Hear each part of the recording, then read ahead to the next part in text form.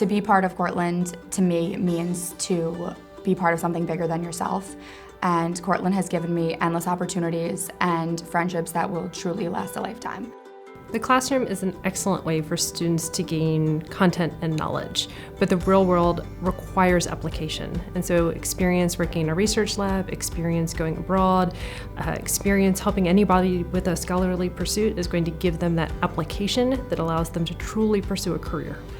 When students get a chance to work closely with faculty in the discipline that they love, it changes their lives.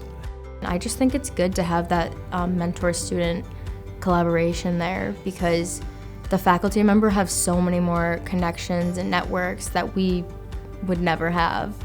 They have a chance to apply what they've learned in class and then go deeper into the subject. It just changes them and it helps them on their career path.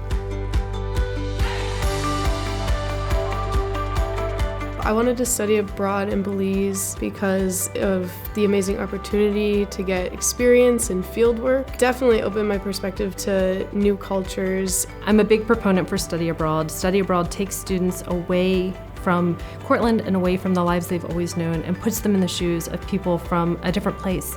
And that builds compassion and empathy, which is so important for our students to gain. I'm a phys ed major here at SUNY Cortland, and over the summer they make you do like a 2-week experience where you go to Racket Lake. I don't know, something about that place like really makes you think about life in a different light, which is really cool to be in that place and really get to meet people, and it's a really great experience. People that donate their money to these programs, they are donating to an experience of an individual. Like, they're giving so much more than just money. It's actually a very good investment, and they're not investing into like a program, they're investing into kids, because if I didn't have funding, I couldn't have stayed here over the summer, and I wouldn't be where I am right now.